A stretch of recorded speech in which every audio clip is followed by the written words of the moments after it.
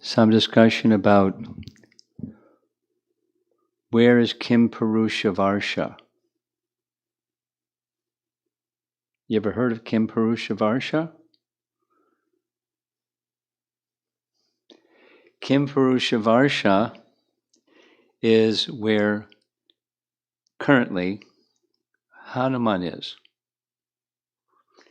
After Ram's pastimes were completed, Ram went back to the spiritual world, Ayodhya, in the Vaikuntha realm. And Hanuman was left behind to sing the glories and spread the glories of Ram for the rest of this cosmic creation. And then he would return to Ayodhya at the time of cosmic annihilation. So, where is Kim Purusha Varsha? Well, the answer, where it is why we're showing this video. You'll hear as the video progresses the description of Bhu Mandala. Bhu refers to the earth. And Mandala, you know what a mandala is? Mandala is a two-dimensional geometric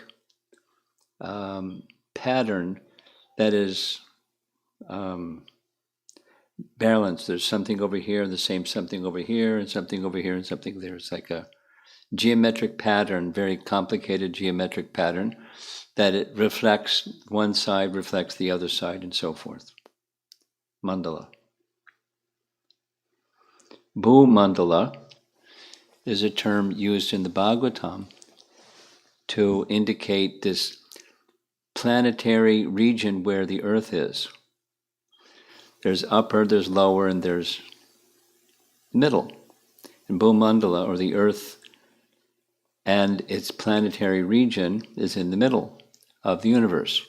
So Bhumandala is the region where the earth is within the universe, universal structure. Bhumandala. And according to the Bhagavatam, Bhumandala is made up of a series of 7 islands surrounded by rings of oceans, and then another ring of island, and then another ring of ocean, another ring of island. The oceans aren't all salt water. They're of different makeups. There's different things that make up those oceans. So at the center island is called Jambu Dvipa. Dvipa means island. Dvipa means island. Like Nava Dvipa, the place where Lord Chaitanya lived, is Nava Dvipa. It was 9 islands. Dvipa means island. Jambu Dvipa is an island that has in its center a inverted mountain, golden mountain. Like in a lotus flower, there's lotus petals, and then there's the corolla at the center of the lotus petals, and then there's this thing that protrudes up called the pericarp. That's the Western version of what's in the middle. It's this protruding thing that sticks up in the air right in the middle of a lotus flower.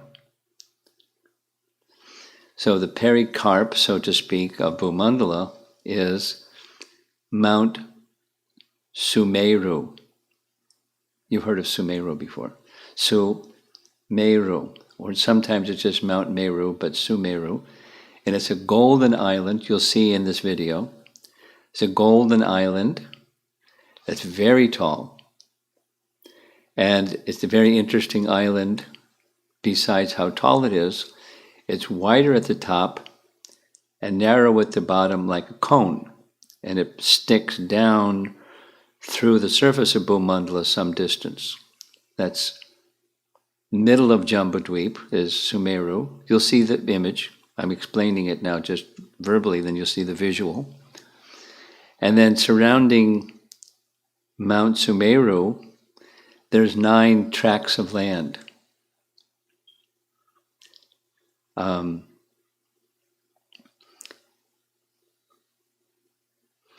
And those 9 tracts of land, the tract of land is called Varsha. One of those 9 is Bharata Varsha. Bharata Varsha refers to this earthly region, or Varsha. Then there's a big mountain range that separates it from the next Varsha, and that Kimpurusha Varsha is that next Varsha. And then there's a big, and that's where Hanuman is, worshipping Ram. Then there's another big mountain range on the other side of that is Hari Varsha, where Prahlad Maharaj resides, worshipping Lord Nrsimhadev. And then there in the center is Sumeru, and then there's 3 Varshas on the other side. 3 plus 3 makes 6. And then there's 1 and 1 on either side, that makes 8. And then there's the middle one, Elavrita Varsha, makes 9. So that's the central island called Jambudweep. Dweep means island. And it's a central island among 7 islands that make up Bhu Mandala. And Bhu Mandala is in the middle of the universe. And then there's there's 7 upper planetary systems. Bhu Mandala is the lower of that, so 6 more up. And there's 7 down. 7 plus 7 equals, usually it equals 14. So there's 14 planets that make up the planetary system of the cosmos. So the person that's going to be narrating is the one who is in charge of the Vedic planetarium. This is the TOVP. You've heard of that. TOVP is Temple of Vedic Planetarium. It's a animated video depiction of what's going to be inside the Temple of Vedic Planetarium. So it's the structure of the universe. So at the bottom is Garbhodak Ocean. Garbhodak Ocean has Anantashesh. Resting on the body of Anantashesh is Lord Vishnu, and the hoods of Anantashesh are holding up this structure upstairs. So that's what we're going to see. And the narrator is Antardweep, that's his name. I think he's from Australia. He sounds like an Australia accent. So we're going to see, it's really short, but it's a video of the structure of the universe, and the whole purpose of this is, where is Kimpurusha Varsha? Where does Hanuman reside? Okay, here we go.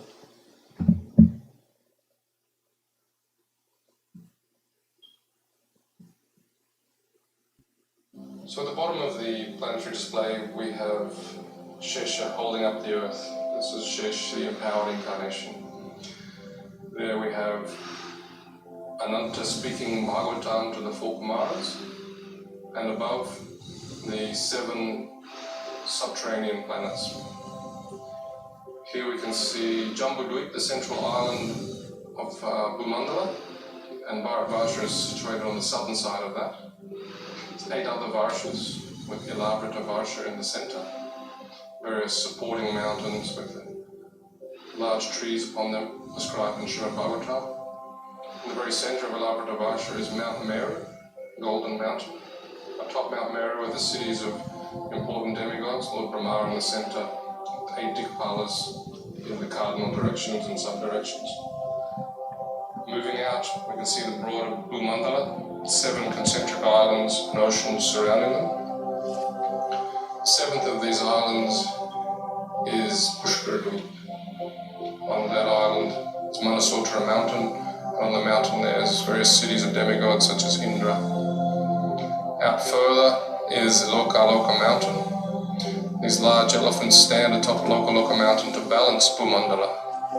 Outside of Lokaloka Mountain is Aloka Varsha, which is dark. The rays of the sun and the other luminaries extend up to Lokaloka Mountain. On Manasotra Mountain here on Pushkara Dweep, the sun travels above this mountain at the southernmost point of its annual orbit. Above Bhumandala is Bhuvarloka, which is the residence of the Charanas, Siddhas, Yakshas, Gandharvas. And above there is Swargaloka, beginning from the sun and extending up to the pole star Dhruvaloka. This is the moving part of the planetary display. Here we can see the sun and the moon moving in their chariots.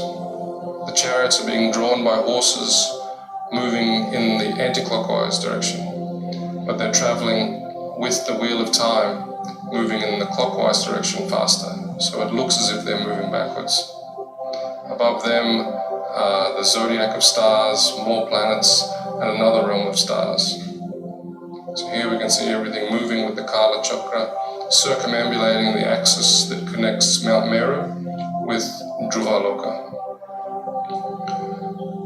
Above these planets, we come to the planet of the seven sages, the Saptarshi. You can see them here, they're commonly known as the Big Dipper, and then Dhruvaloka, the pole star. On the ocean of milk situated there, Kshirodakshaya Vishnu, who is the Paramatma within everyone's heart, he resides on Anantashesh. Dhruvaloka. Moving up beyond there, we have Mahaloka, Janaloka, Tapaloka, and Satyaloka. In this video, we haven't included many of the details for there, but on Mahaloka, Janaloka, Tapaloka, we have residences of the Lord, such as Lord Varaha, Lord Vamana, and so on. Here's Brahmaloka, and on Brahmaloka, we also have a form of the Lord Garbhodakshaya Vishnu as the Sahasrashesha Purush.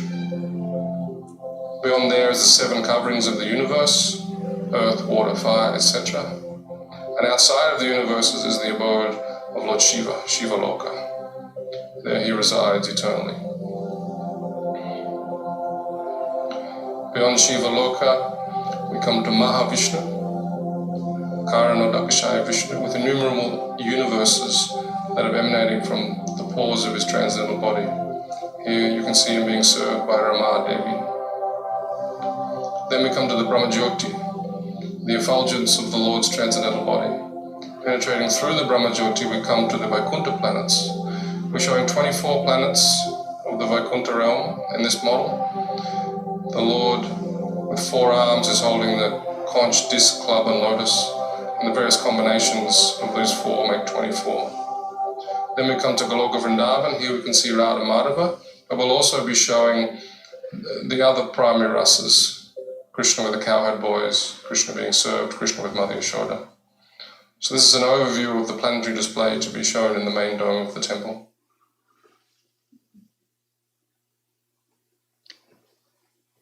You want to see it again?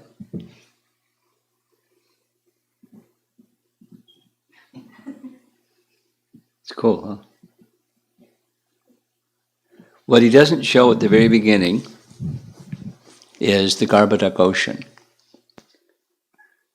But it's just, it's an ocean, so it fills half the universe. And then where it begins is Anantashesh resting on the Garbhodak ocean with his so many hoods holding up, he says, the earth, but holding up the whole of the universe on his hoods, the planets on his hoods. And then Ananta, because Shesha is often called Anantashesha. Then he shows Ananta speaking the Bhagavatam to the 4 Kumaras. So if you've ever wondered how the Kumara Sampradaya began, this is how it began. Lord Ananta speaking the Vedas to the 4 Kumaras. And then what it doesn't show is the hellish planets are below the 7 planetary systems. They're kind of squished together. So it's a little thin layer, but there's a lot of hellish planets. And then above that is the lower planetary systems. And then the Bhumandala picture. And he quickly goes into the middle island, Jambudweep.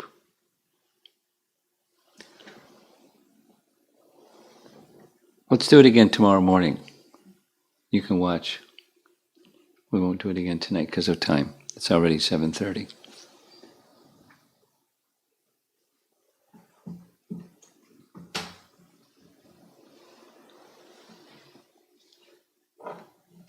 So the theme of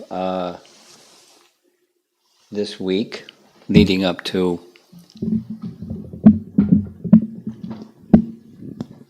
Lord Ramachandra's appearance on Thursday. This is Monday evening. Starting on Saturday evening, we began the theme of discussing Lord Ram encounters and helps to remove obstacles on the path of bhakti. Very similar to the description of Krishna appearing in Braja, encountering various demons, and by encountering the demons and dismissing the demons, Krishna is helping the conditioned souls like us, less than perfect souls, to have Braja Prem obstacles removed by Krishna's killing of the demons. So in a very similar way, the commentators on Ramayana have indicated that Ram does something quite similar. We discussed Viradha and how Viradha represents hypocrisy, and Ram's killing of Viradha indicates, it's not like a symbolic story of, it indicates Ram helping those who are on the path of devotion to him, trying to surrender to him, becoming free from hypocrisy.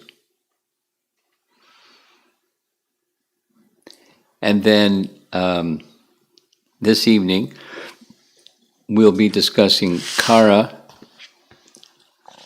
Dushan, and Trishiras. Just a little background first on Khara, Dushan, and Trishiras were representing their soldiers, their powerful Rakshasa warriors, in charge of an extension of Ravana's kingdom.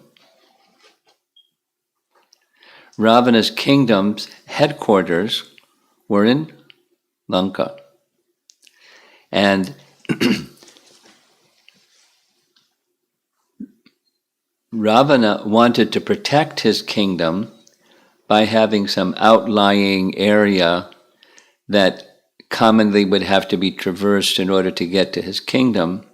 So he stationed Khara, Dushan, and Trishiras along with 14,000 Rakshasa soldiers and persons expert in black arts and mystical powers and so forth, to stop anybody that might want to get to Lanka by having to pass through their 14,000 army with powerful generals and so forth. And the area they occupied was called Janastan. Janastan is an area within the Dandak forest. It's a subpart of a bigger region, Dandak forest. A little background of how Dandak forest became known as the Dandak forest, and then how Janastan became Janastan. So it's like history within history within history.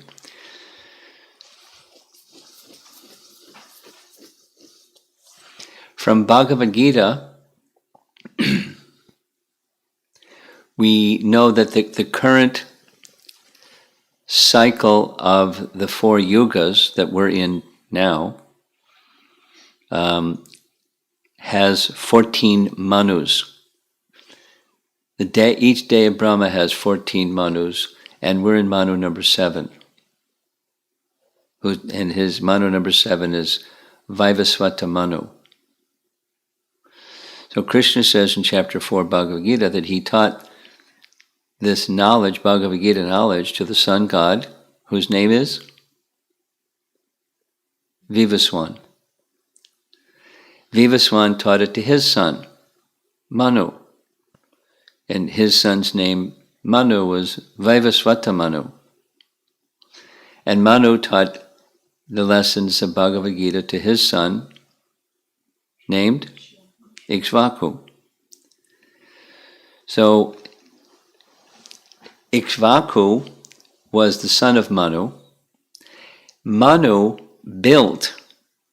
he established a kingdom in Ayodhya, and he gave rule of Ayodhya to his son Ikshvaku.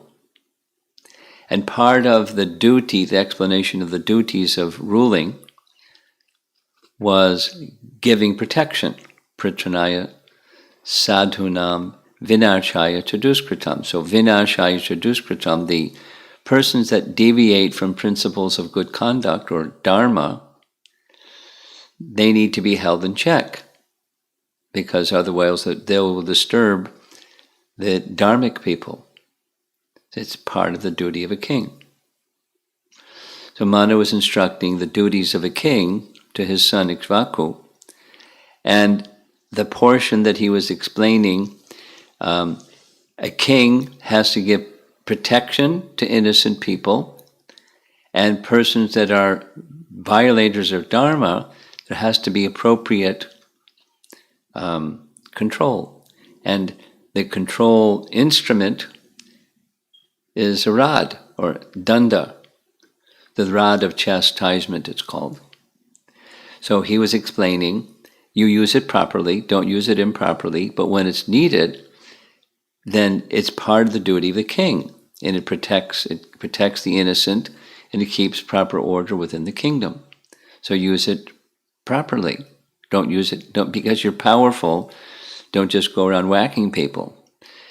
Use it only according to the codes of Dharma, but use it as required. So Ikshvaku accepted rule of Ayodhya and the kingdom that was given to him by his father. And in the course of time, Ikshvaku, through assistance of qualified sages and purohits, those that know the procedure for proper sacrifices, he had 100 sons. And the youngest of those sons, he saw after some time that he was a little deranged and a little disrespectful towards his elder brothers. So he gave him the name Danda, knowing that at some point in time he would have to discipline him. Danda was given a kingdom that stretched, according to the Ramayana, it stretched all the way, these are western and towards eastern mountain ranges, between the Vindhya hills and the Shaivala mountains. Now, I tried to do some research to find out where those are, and it's not so clear. But those are eastern-western boundaries. It goes all the way up to up to the region near where Ayodhya is. So below Ayodhya, or Lucknow, down in a southerly direction. So, but it was a forested region, wild forested region, wasn't like a coveted area, but that was Danda's kingdom. So, Danda established a purohit. You know the meaning of purohit? Purohit? You two boys? Heard the term before? A purohit is a certain type of Brahmin that knows how to perform rituals. A ritual Brahmin is called the purohit. So he's a very important person for a king, because a king has to do sacrifices in order to create good circumstances within the kingdom and so forth. So he accepted Ushanas as his purohit, and together they began ruling. And he established, in course of time, a capital city called Manta, and he was gifted in many ways. The capital city was very Wonderful. And it was on mountain sides, but he built different residences, and he built up his kingdom very opulently, and he ruled for a long period of time. This is during Treta Yuga, so people lived for a longer duration than we do. So for 10,000 years, he had ruled. Oh, it was Satya Yuga, towards the end of Satya Yuga. Yeah.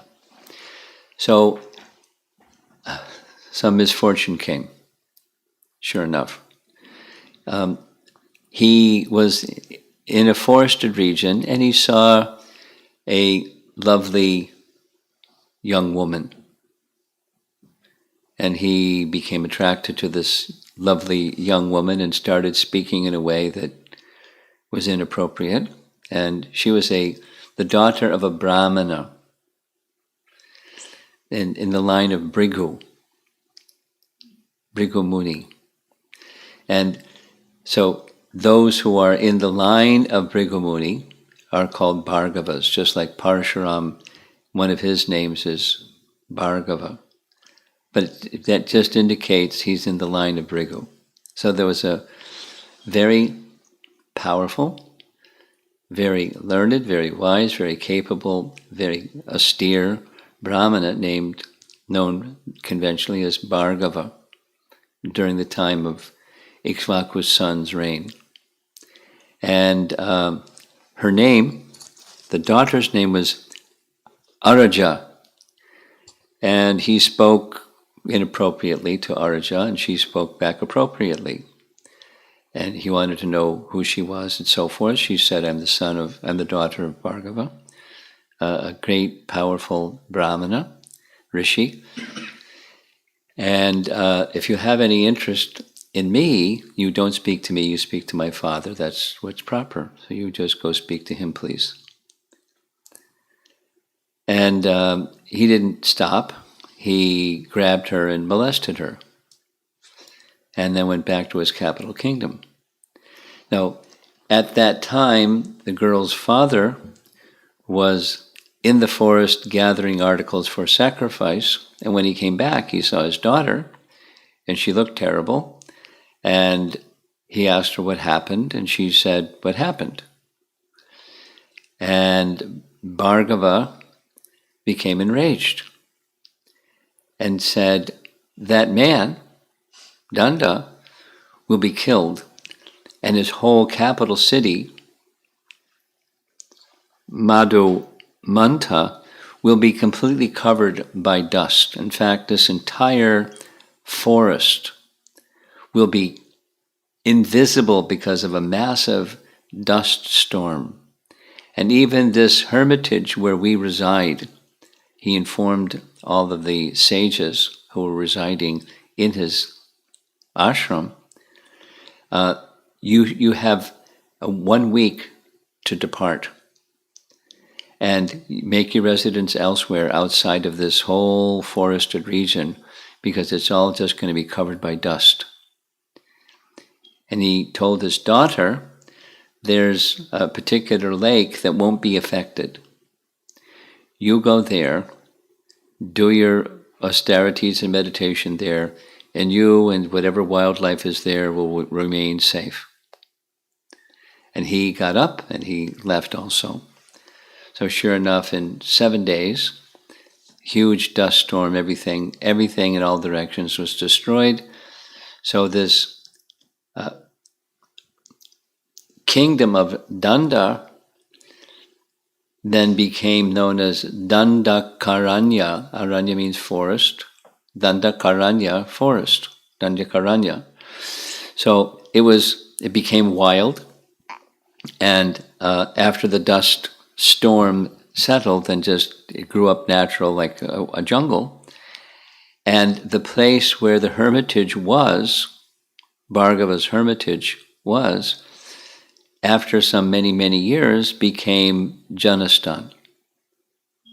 So that's where Ravana's soldiers made their residence, sanctified previously by the presence of Bhargava and all the rishis associated with him, and that's where they made their headquarters, Janastan.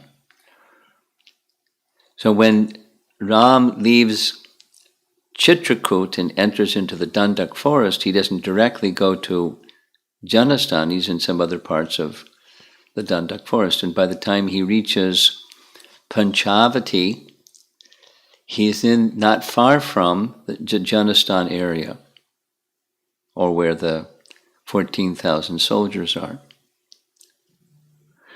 So tomorrow we're going to hear about Shuparnaka. You know who is Shuparnaka, right? Yeah. So, I mean, it was a toss-up whether to speak about Shuparnaka tonight and then about the battle. That's the chronology. But she also appears and does some things after the battle. So we'll just speak of these three: Khara, Dushan, and Trishira. So Khara and Dushan, they're brothers of Ravana, and Trishira is just another one of the superlative persons. By family lineage, they're connected. Khara and Dushan, and they're extremely powerful Rakshasas heading the rest of the 14,000. They have their generals and so forth.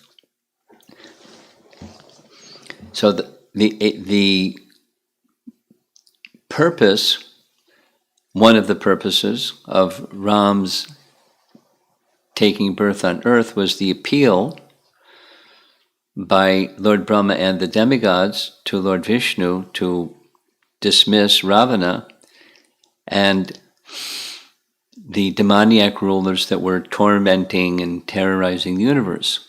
And so he has to do that. And so to do that, he made a little arrangement.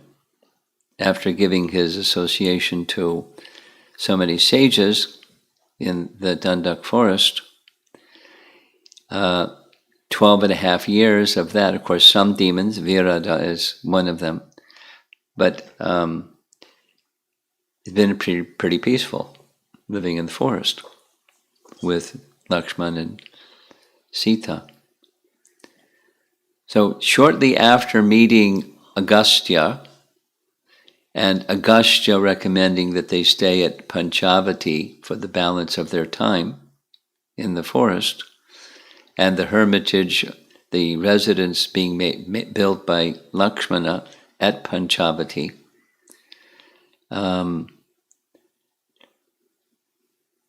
there's an arrangement, there's a nice term in Sanskrit, Satya Sankalpa. We know what Sankalpa is from our japa retreats. Sankalpa? Sankalpa means what your intention is. When you go to a japa retreat, there's often a Sankalpa ceremony where you're asked to write down what's your purpose in coming here, what would you like to achieve? That's what Sankalpa means. It's a term that's used in Vedic sacrifices. You state to the priest, what's your Sankalpa? I'd like to do well in my exams. Or I'd like my business to be successful. Or I'd like my daughter to have a very nice husband. Or I want something. I want good health. I want wealth. I want something. That's the Sankalpa. So Satya Sankalpa means it's a power of the Bhagavan where he just desires something and it happens. He doesn't have to lift a finger. He just desires that something happens. His supreme will, Satya Sankalpa. So by the power of Ram's Satya Sankalpa, Suparnaka did what she did. By the Satya Sankalpa of Ram, Mantra and Kaikeyi did what they did. Kind of like a game-changing event. When we'll hear more tomorrow about Suparnaka, but she acted in such a way that she got a problem, and because she was going to devour Sita in the course of having her little problem, she had to be checked. And Lakshman took care of that. He cut off her nose and her ears, and she started bleeding like anything. And she went back to the camp, or the capital of Janastan, and started wailing because Suparnaka, she's the sister of Ravan, as Khara is a brother of Ravan. And so she's wailing and wailing, and we'll hear all about that tomorrow, to inspire Khara, Dushan, and Trishiras to go kill Ram, take revenge. And specifically, she said she wants to drink his blood, and her blood, Sita. So, she's not a nice lady. But she got Khara and Dushan all fired up. So they took their entire 14,000 army against 2 men. Looks like, the odds are in their favor. And they're really powerful warriors. I mean, think about what does 14,000 look like all at once.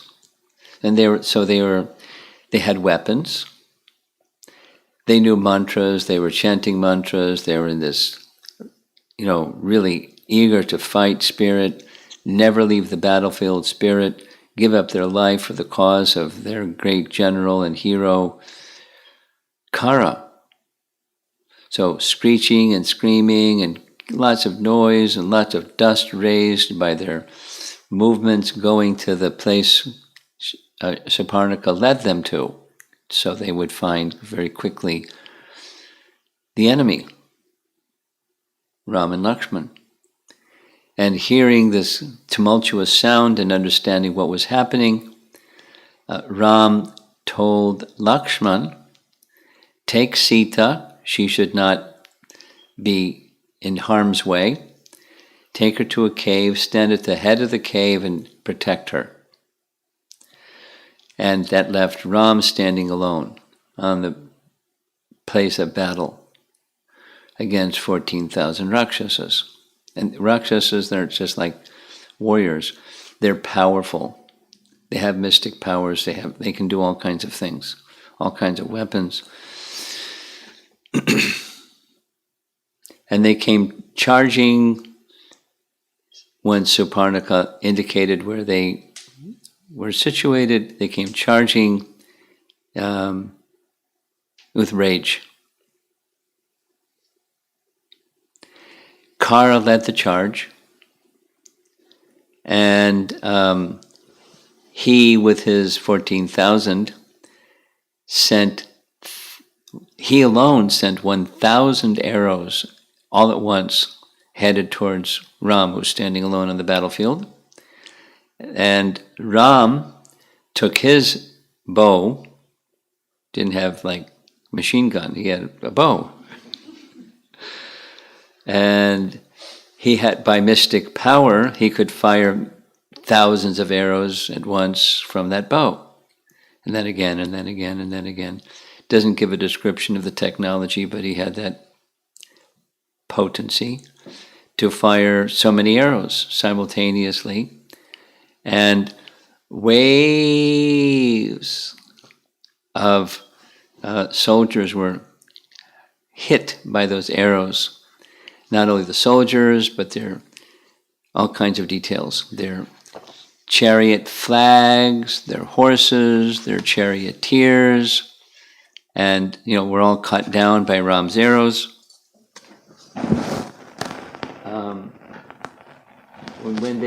It's described that Ram, standing alone before they came, was showing the anger of Lord Shiva at the time of devastation. Now, he's the source of everything, including Lord Shiva. and he entered into a certain Shiva Bhav. And there's demigods watching from the sky. One version of Ramayana says, Skanda Purana, describing the battle scene, says the Siddhas and the Charanas and the demigods watching from their vimanas up in the sky, they could see Lord Vishnu and Lord Shiva's weapons simultaneously all being manifested by Ram. So it's not like an ordinary combat. This is the personality of Godhead in the mood of the destruction of the universe, exhibiting power. So thousands of Rakshasa soldiers and their chariots, etc., were killed, and hundreds and thousands of their bows, flagpoles, shields, armor, arms, and hands, decorated with gold ornaments in their thighs, resembling the trunks of elephants, were all pierced by arrows.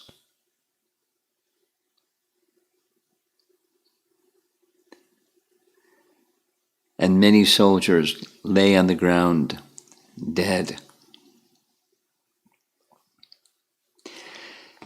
So many of the soldiers ran in retreat to Khara.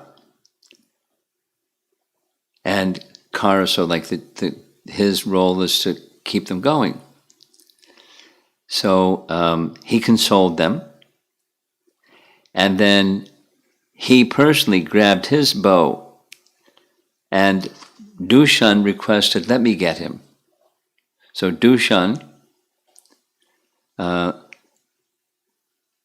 rushed towards Ram, and then again it describes Ram again exhibited even this heightened stage of destructive mood, anger, combat, fierce.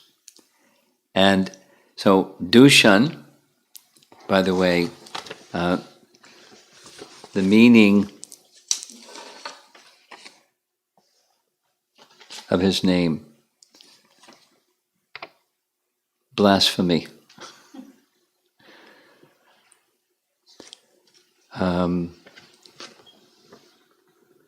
He rushed towards Ram with all of his armies, and in response, in 10 directions simultaneously. Now that meant that 10 includes down.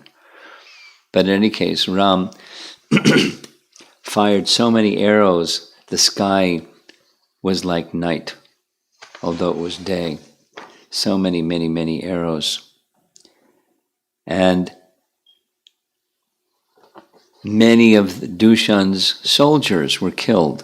5,000 out of 14,000 were killed in one move of arrows from Ram's bow.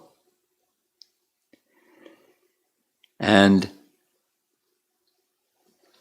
then Dushan and others fired so many arrows and spears and swords and stones and this and that at Ram. And some of them pierced his body. And he became even more angry. The description in Valmiki Ramayana was he closed his eyes like a bull and summoned his full ire for the destruction of all the Rakshasas. And then he fired so many arrows, he severed the head of Dushan's charioteer. There's a certain arrow that was crescent-shaped, and the charioteer lost his head.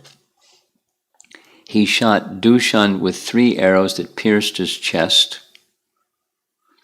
He didn't die from that. Dushan then picked up a humongous iron-plated club that had gold bands on it and so many decorations and, bells and whistles, and went charging at Ram with fury.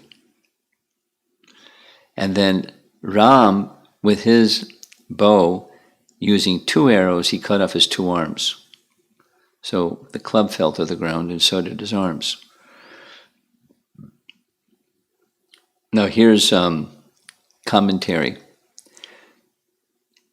Dushan is one of the meanings, or he represents blasphemy, but one of the meanings is one who contaminates. Dushan. Or a person with bad qualities. And, persons with bad qualities often speak badly about others, so that's the blasphemy part. And the dismembering by cutting off his arms before killing him is an indication of how we should deal with our bad qualities, because that's the topic that I was asked to speak about. Supposing you have a bad quality, maybe you don't, but supposing you had one, then it may get aggravated sometimes. A bad quality may just be kind of hanging around, but then the bad quality may start to come out. And when that bad quality starts to come out, what do? So the indication is you cut off its arms. The way that it may grab a hold of you and take a hold of you, don't let it do its thing.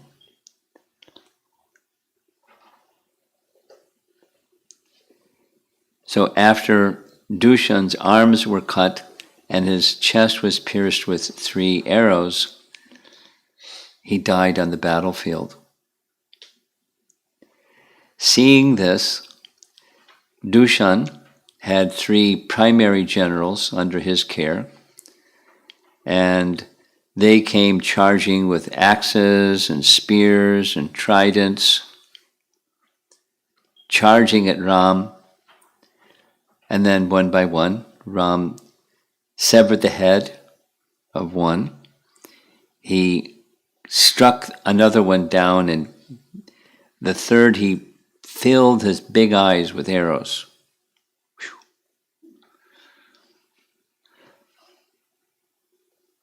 And then all the remaining 5,000 soldiers were finished in due order.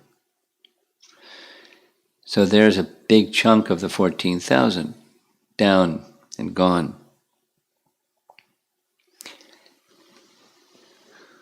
Next, Khara sent 12 of his most powerful generals with their armies, and Ram in turn killed all of the 12 generals and their army.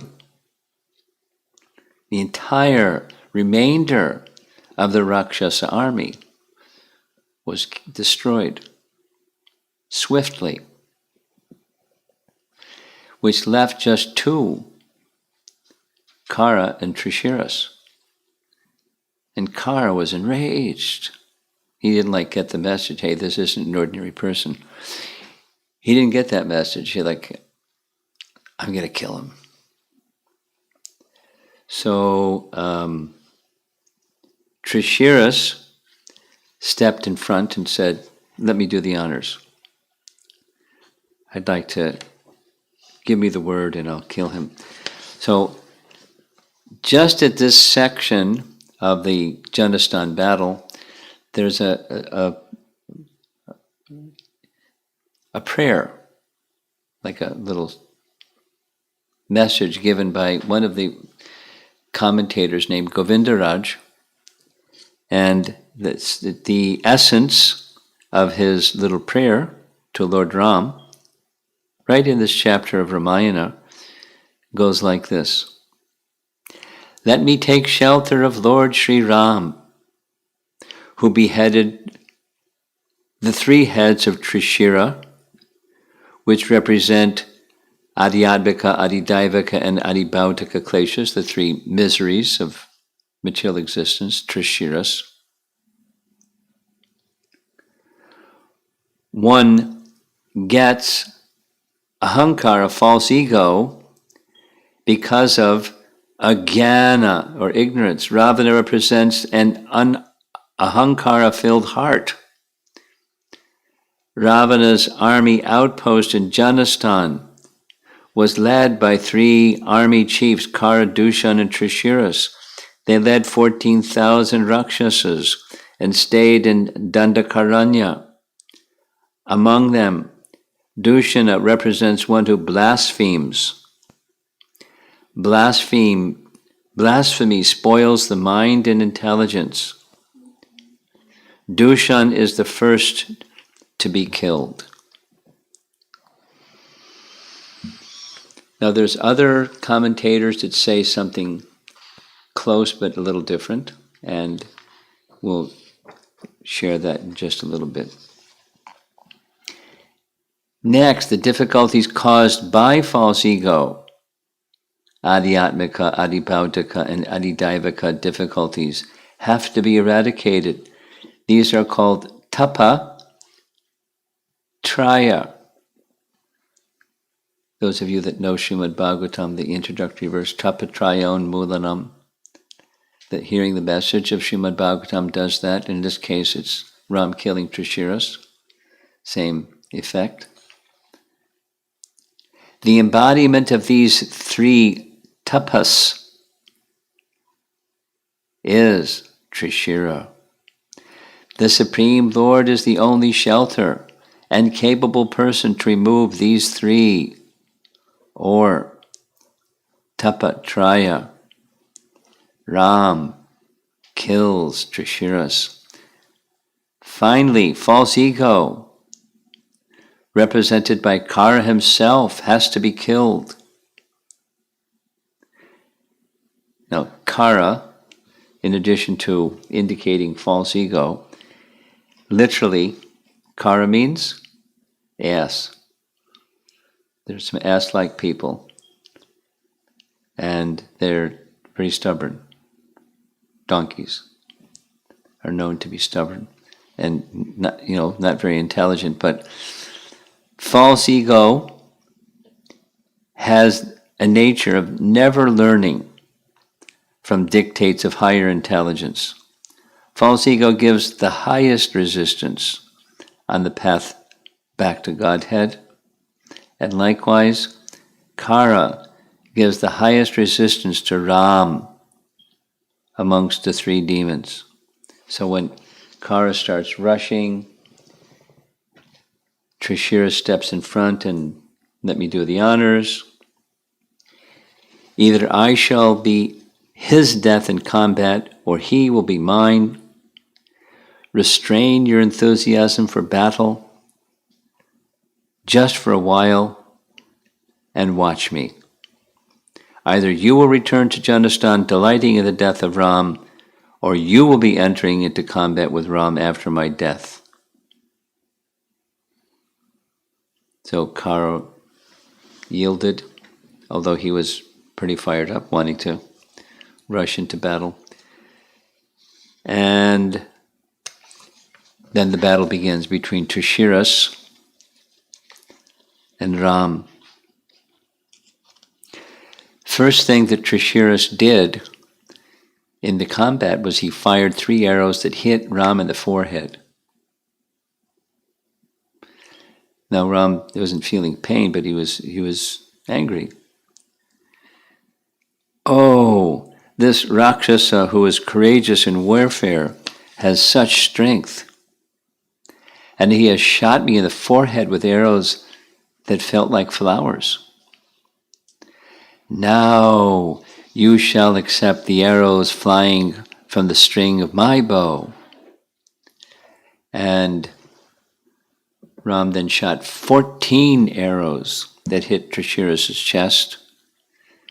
4 more arrows he shot Khara's 4 horses.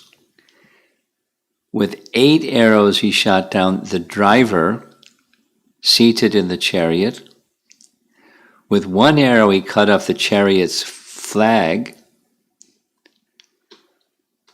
And Trishira jumped down from his chariot, started running towards Krishna. Ram used 3 more arrows and severed all 3 of Trishira's head, and he was finished. Body fell dead, joining his already 3 severed heads on the ground.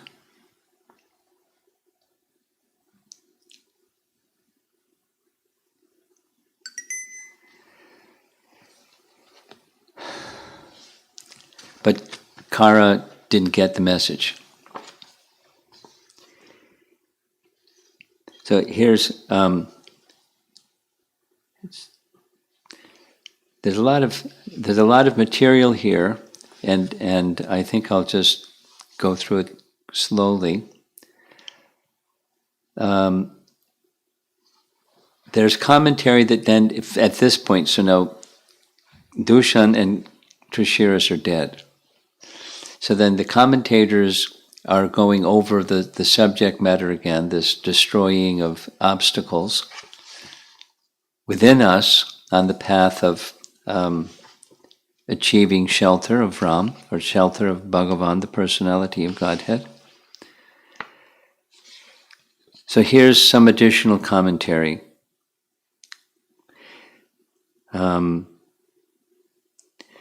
The battle between Ram and Khara takes longer than with the others because Khara's very stubborn. False ego doesn't go so quickly. Dushan represents Mahamoha. We heard blasphemy, but here Mahamoha, huge bewilderment, of which blasphemy is a primary manifestation. The threefold miseries, Trishiras, that we have, very clear. And Khara represents Darpa, or false ego. Although bewilderment in the threefold miseries can be controlled, false ego doesn't die easily. Seeing that seeing that his near and dear ones, that bewilderment and threefold miseries, are dead, false ego may become a little fearful. However, a stubborn personality like Khara doesn't see what's so obvious. So now the battle is beginning between the two, Khara and Ram. The sky becomes completely covered with arrows, so much so its space shrinks. It's so much filled with arrows. The sun did not shine because it was covered with a network of arrows created by these two warriors.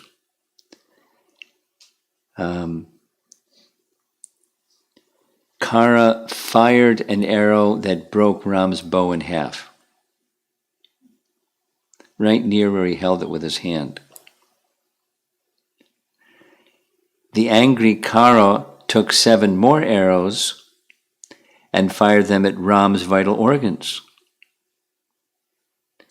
Then he hit Ram with 1,000 arrows, and Khara thought, that's it, I won.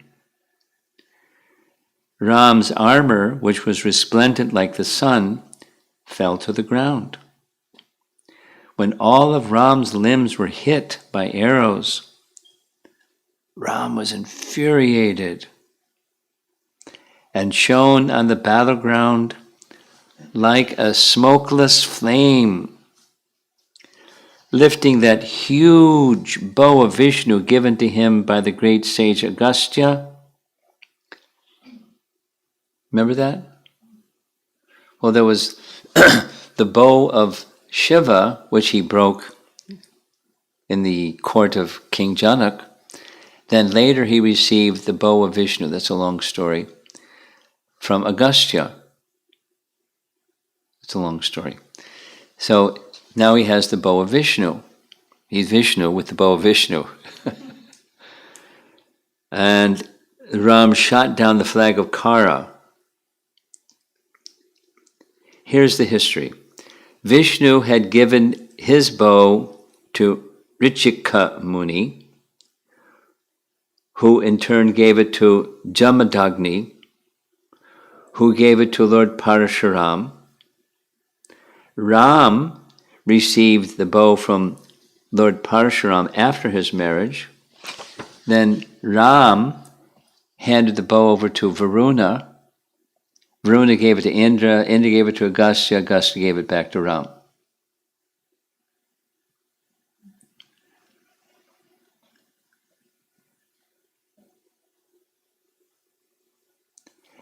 Again, Khara shot arrows at the vital parts of Ram's body. He knew the science of where it's vital, and he knew how to hit. And when Ram was struck by the many arrows shot from Khara's bow and his body was drenched with blood, he became irate. So now Ram is going to speak. You have perpetrated a horrible act, despised by all people, one who oppresses other living beings, who is heartless, who commits sinful deeds, cannot endure even if he is the ruler of the three worlds, one who does not wake up, even though committing sins out of lust and greed, but is delighted by doing so, will see his own end. What result will you get by killing the ascetics who practice righteousness while dwelling in the Dandakaranya forest?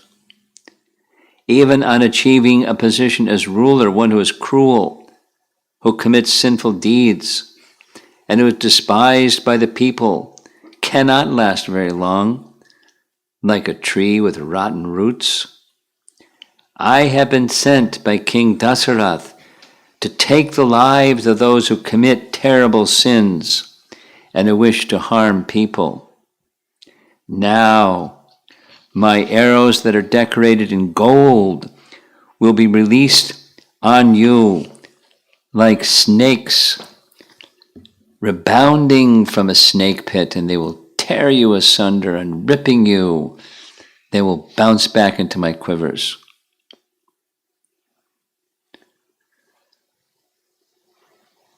He had the power to fire arrows and do their thing and then come back to his quiver. So he's about to kill Khara, and then comes this discussion. Where does he go after that? Killed by Ram. What was his destination? And there's three different explanations. In the Skanda Purana, it says those who were killed by Ram attained Sayuja Mukti. And elsewhere it says those munis who were killed by you will attain Swargaloka.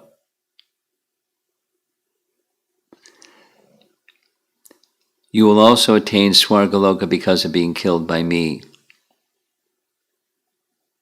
This is Ram speaking to the demons, that the sages that you killed will attain Swarga. Because I'm killing you, you'll also attain Swarga. And Valmiki, in his Ramayana, says, let those great sages who were previously killed by you see you from their celestial vehicles being killed by my arrows descending to hell. So take your choice. So Ram said all these chivalrous words. Khara is going to reply with chivalrous words. O son of King Dasarath, having killed ordinary Rakshasas on the field of battle, why do you praise yourself when you do not deserve praise? This is Ahankara speaking. The best of men who are valorous and strong do not say anything about themselves out of self-pride. Only the vulgar, who have not mastered themselves and are a disgrace to the warrior caste, uselessly brag as you do, O Ram. What warrior would extol his own praise on the battlefield with death close at hand, when there was no reason to do so. By praising yourself, you have completely revealed your baselessness, as a blazing fire reveals the falsity of fool's gold. Do you not see me standing here, holding a club, immobile like a mountain, replete with minerals, and supporting the earth? Like death holding a noose, I, with my club in hand, am capable of taking your life in combat, and even that of all the three worlds. Although I could say more about you, I shall not, for the sun is about to set, which would disrupt the fight. 14,000 Rakshasas have been killed by you. By killing you, I shall wipe away the tears from the relatives' eyes. Speaking thus and being extremely angry, Khara threw at Ram his club, which was encircled with gold bands. The mighty burning club, blazing like a thunderbolt, as it was released from the hand of Khara, reduced to ashes the trees and shrubs as it approached Lord Ram. With his arrows, Ram shattered into pieces that flaming club in midair. Shattered by Ram's arrows, the club fell to the ground like a snake knocked down by the power of potions and spells.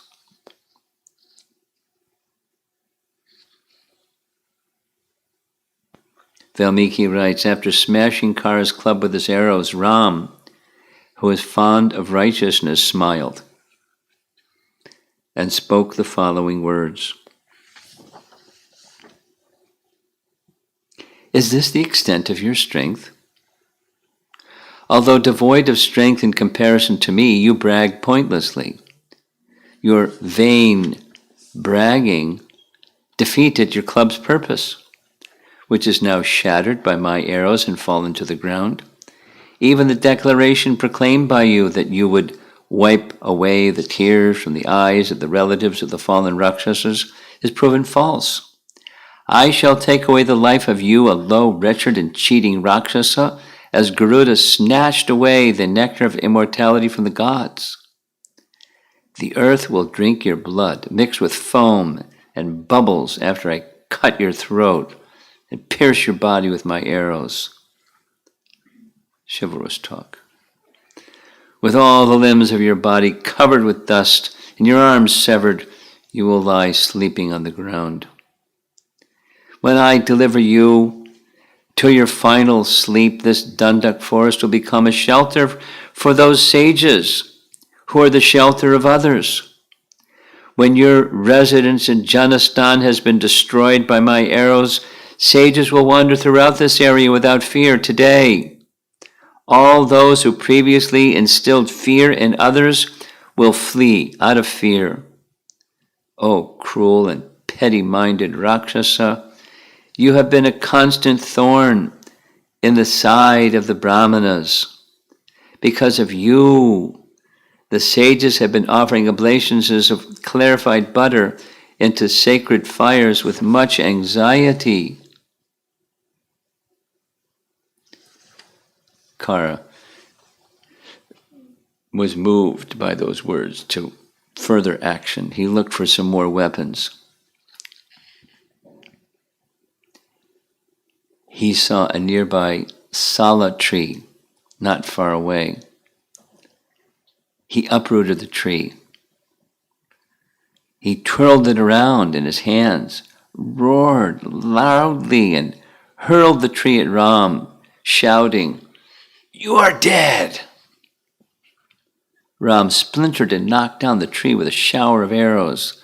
Then he summoned all his intense anger for slaying Khara in combat. Ram pierced Khara with 1,000 arrows.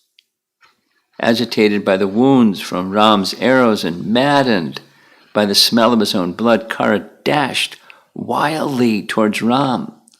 Ram, who was expert in foot movements, took 2 or 3 steps backwards in order to fire at the approaching furious Rakshasa dripping with blood. And then there's this whole commentary about why did he step back?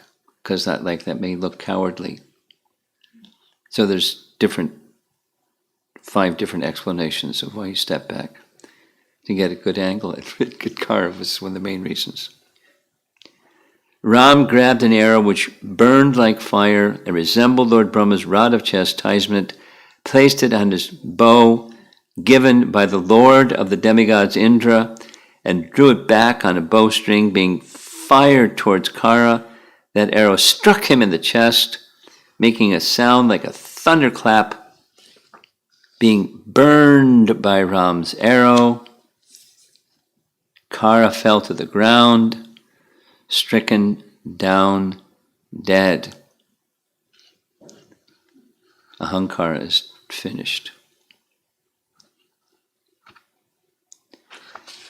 Watching from the sky, the Siddhas and Charanas, overjoyed, played kettle drums, showered flowers. In just 72 minutes, Ram has killed 14,000 Rakshasas who could change their appearance at will, including the notorious Khara and Dushan. Oh, what a tremendous feat done by Ram. Oh, what valor and determination he has, just like Lord Vishnu. And then the sages, headed by Agastya, including Agastya, spoke. For this very purpose, the glorious Indra visited the sage of Sharabanga.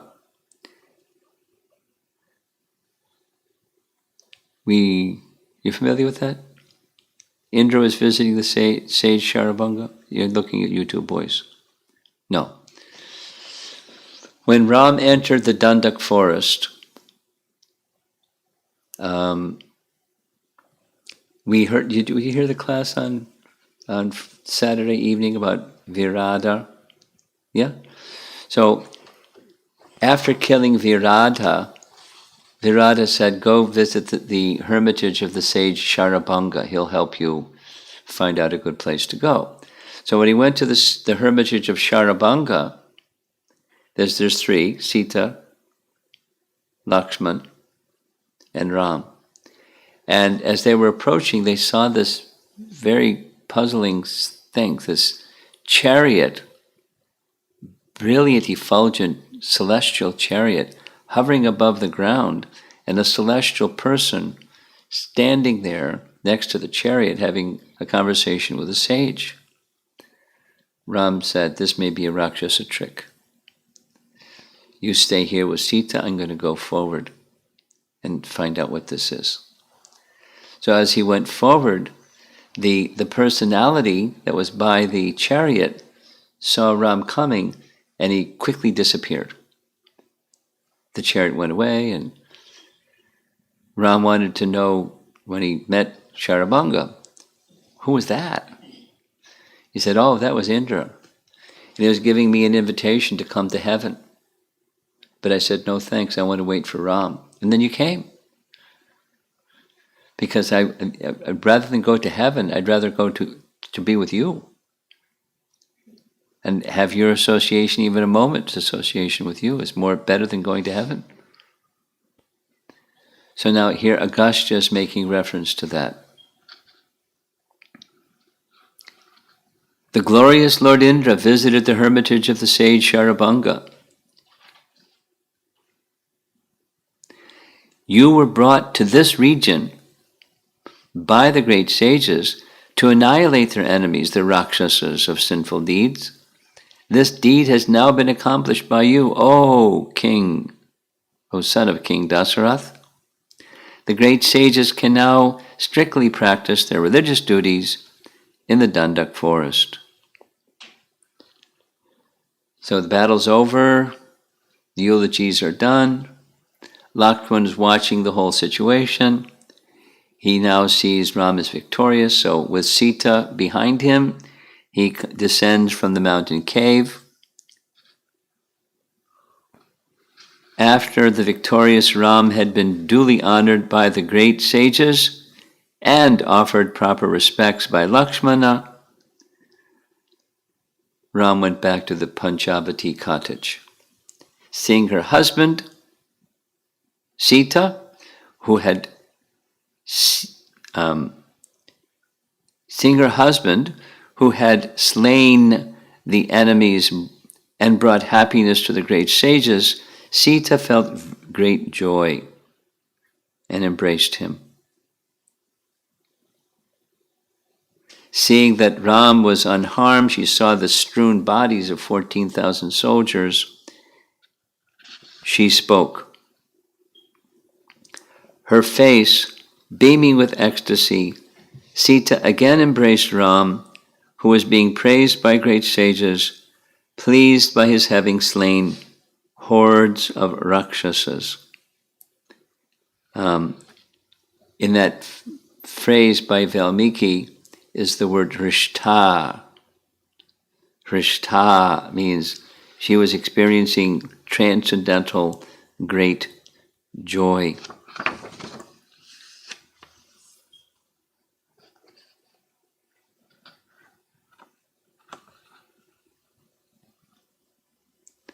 Now I'm looking for her words.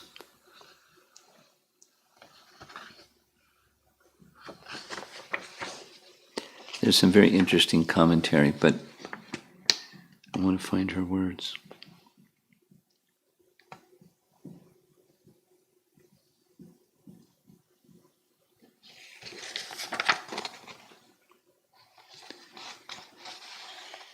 Well, I can't find. So let's go back to our theme, and we'll conclude. We heard a number of things about what Dushan represents. Primarily, it's blasphemy, mahamoha, arrogance, or darpam, because he was powerful, and persons who are powerful and filled with pride, they criticize others, they blaspheme others, and they hold themselves in a very special position.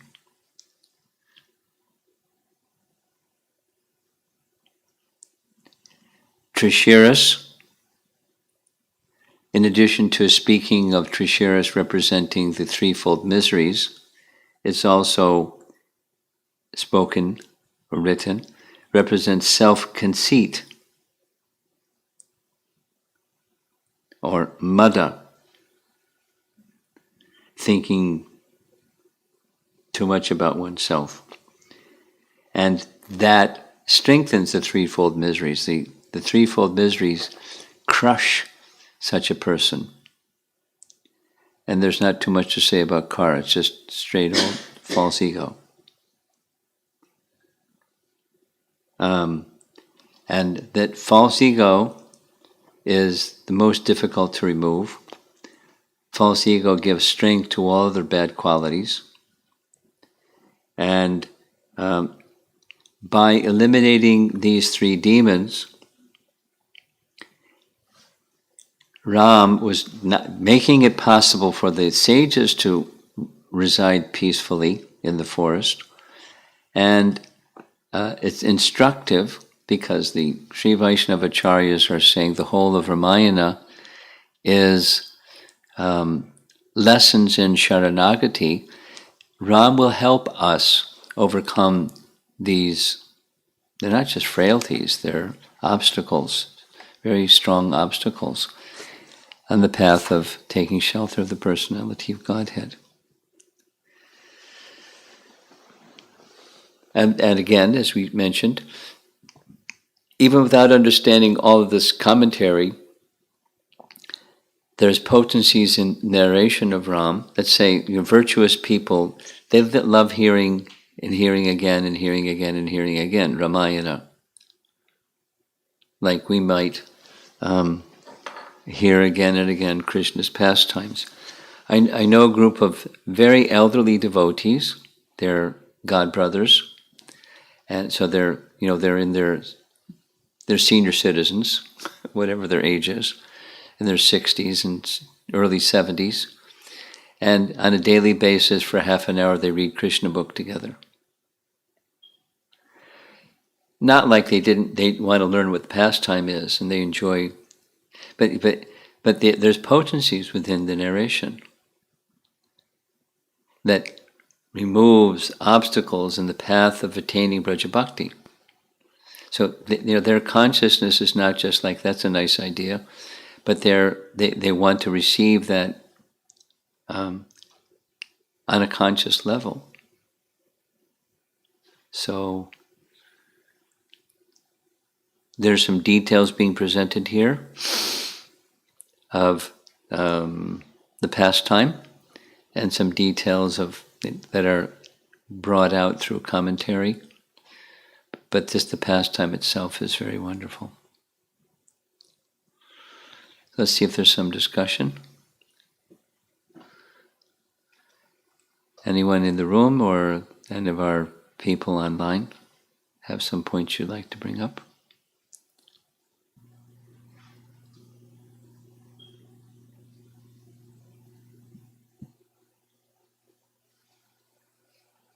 Sri Kishore Prabhu has 3 questions. First question is, how do we understand the long lifespans of people from previous ages? Is it literal? Yes. Are those years same as how we measure a year now? Yes. I asked this because I heard that kings like Rama and Dasharatha ruled for thousands of years. Yes. But as far as Rama's exile is concerned, it's 14 years, which must have been very small. Yeah. That was the morning question. Next question from... There's solar years. In that little video we showed at the beginning, the movement of the sun in the course of 1 year is moving on the wheel of time, Kala Chakra, the wheel of time, and in 1 year's time the sun makes one complete revolution. So it doesn't change through the yugas. The sun's revolution is still 1 year, is still 1 year. And that 1 year is the duration of time it takes for the sun to pass through the 12 zodiac constellations. That doesn't change with yugas. It's just the yuga duration is of more solar years or less solar years. Go ahead.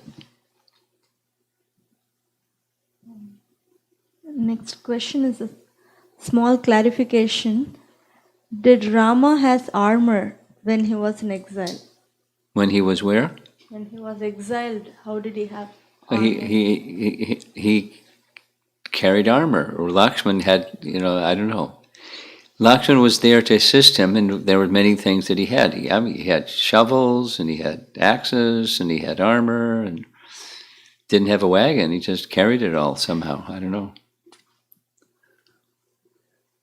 Third question from Sri Kishore Prabhu. I heard many times that Ravana conquered even the heavenly planets. Yeah. Did he never bother to conquer Ayodhya, which was being ruled by Dasharatha? Yes. There's a story that says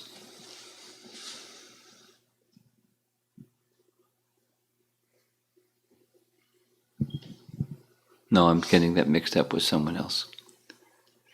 No, he didn't attempt to conquer Dasharatha. I can't remember. There's some detail and I can't remember. Does anybody here remember why he didn't go? Maharaj, I don't remember the name of that king, but I think before Dasharatha, he did go.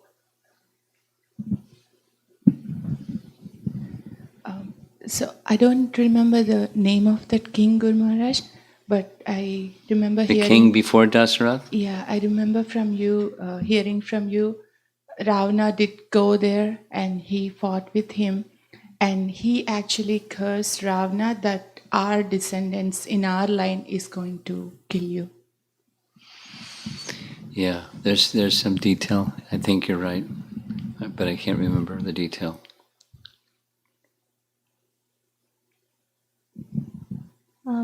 Rajeshwari Pran Mataji's question. Trishira represents threefold miseries of material world and Ram helps to uproot the miseries. Yes. Guru Maharaj, can you please explain how do I understand that Lord Ram uproots the threefold miseries in relation to current global crisis? Current global crisis. Well, it's not just the current global crisis, but the threefold miseries, Adhyatmika, Adidaivika, and Bodhika. It's right in Bhagavad Gita, aside from current global crisis. And living entities who are conditioned, they're disturbances that are caused by those three that everyone, conditioned souls, experience. So on the path of Shuddha Bhakti, it's not like, let's say it's not that you don't get old, you don't get diseased, or you don't die. And that's because those are adibhaudika miseries. They're still there, but one is able in consciousness to transcend the temporary disturbances. So that's my answer. Same as the message from the Bhagavatam, tapatrayon mulanam. By transcendental consciousness, one goes beyond the cycle of birth and death. That's how. As long as we have bodies, there's going to have adibhautika miseries and adibhautika influences. Go ahead. And she also mentioned the name of the king who cursed Ravana. That is Aranranya. That's the name of the king who cursed Ravana to not enter Ayodhya. Okay. Then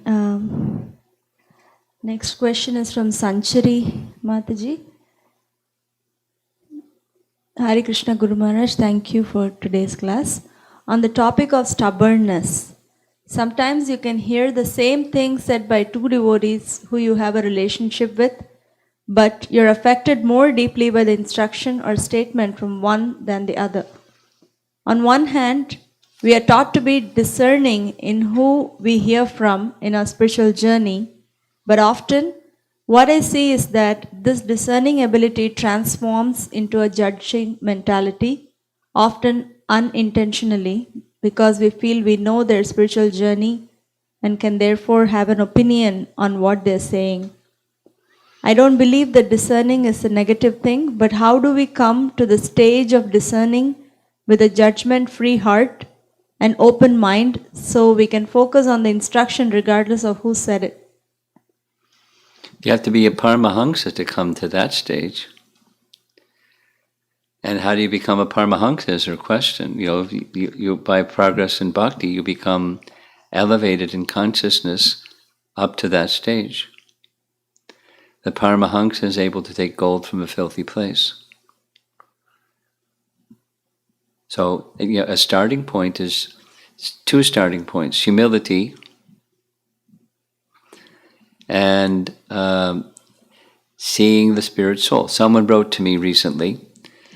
They were really appreciating the Gita Values series, and the first one in the Gita Values series is Samadarshana.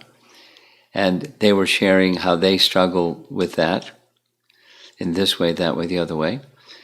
And from hearing that Samadarshana message and understanding it's important to apply it, they started to try to apply it. They found from within where that resistance was coming, when they weren't able to. So this is a more detailed slow motion answer to the question. When there's obstacle in the heart, then we hear, but we can't live it. But if one tries to apply it, that which we hear, then it helps us overcome the obstacle.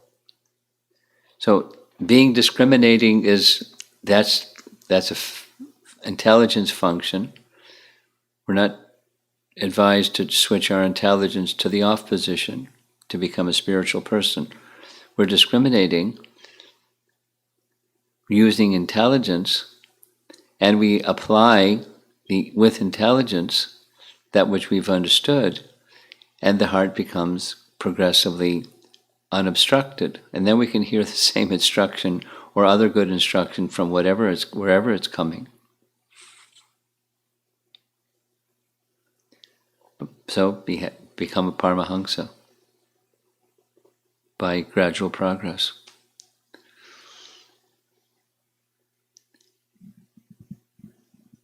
This is Rohini Nandan Prabhu. His question from the video we saw today, my understanding that each universe has that pattern. So does that mean there are multiple Vaikuntha planetary systems and Goloka Vrindavan planets in each universe? No, that's just describing the universe. And there's multiple universes, as the picture showed. And there's one spiritual sky with the Vaikuntha planets, and there's one Goloka Vrindavan for all the universes, not multiple Vaikunthas and multiple Golokas. This is Govinda Mohini Mataji. Hare Krishna Guru Maharaj, you mentioned that Dushan represents one who is contaminated, representing bad qualities. Yes. When we recognize those bad qualities, you said to cut them out. Can you give some practical steps on how to overcome these bad qualities? Practice. First comes recognition what the bad quality is. An easy one to pick is anger. So somebody recognizes I have this tendency to become angry. So what do you do when you recognize that you have a tendency to become angry? Well, everything's going along fine until something triggers that anger, and then here comes that anger tendency. So now, knowing that you have such a bad trait, and here it comes, what do you do? In the explanation given by commentary, you cut off the arms. Don't let that anger get a hold of you. And if instead of having the anger get a hold of you, where does anger come from? What's the place that it's coming from? It's frustration, and frustration is due to unfulfilled passion or desire. So, how do I deal with desire that's unfulfilled? Because that's created the anger. Align your desire with the desire of Krishna. So it takes some philosophical adjustment. It takes some heart level adjustment. It takes some, let me take shelter of the means that's going to purify me from desires that are apart from Krishna. So, it's not going to happen quickly. It's a cultivation of a higher mode of nature, tolerating or restraining oneself from acting on impulse, born of our conditioning, and directing attention instead to how to be of service to Krishna, given whatever the circumstances that's triggering my anger. How to be of service to Krishna in this circumstance. That's a spiritual potency.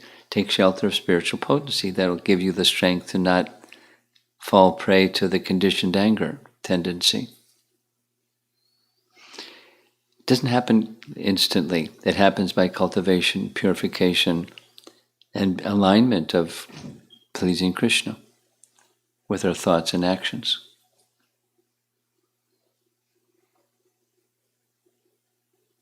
Practice. Instead of going there, you go here. Instead of going there, you go here and practice, and you end up going here instead of there. Is that it? Amara Mataji's question. Hare Krishna Guru Maharaj, how does understanding about different planetary systems help in bhakti?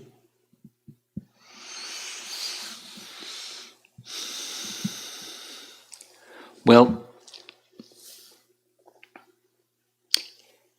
it can be a distraction which doesn't help bhakti if it's just gathering information and more information and more information and more information. We're already in information age. So it's not, the purpose is not information. The purpose is to see that place in which we live in relation to the personality of Godhead. The universal form is the universe, the form of Krishna, and seeing the form of Krishna from various angles and perspectives, including its structure, is centered on Krishna. And all of the parts are centered on Krishna, just like chapter 15 Bhagavad Gita. The Urdhva Mula, the tree that's inverted. And what's the root? What's that which is the source of this universe that we can see the depiction of? And that's Krishna. And so the leaves and branches and the parts of the tree are emanating from its source, the root. So according to what Shukadeva Goswami says, it's seeing behind the universe is there's a supreme person. It helps us get to the point where we can fix our mind upon the personal form of Krishna by seeing the form of the universe in relation to Krishna.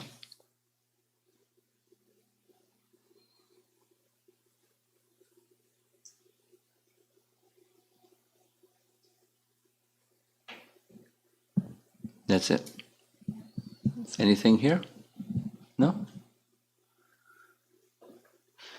Okay, I have a question for you too. Out of all that you heard this evening or saw, what's something that stands out in your mind that you think you'll be remembering from today? Like when Rama kills the when Rama kills the 14,000 soldiers of Khara and Dushara And Trishiras. So like the battle scene? Okay. Okay. I was gonna say that too, the battle. Yeah. Boys like battle scenes. I learned that. Okay. Srila Prabhupada ki Jai.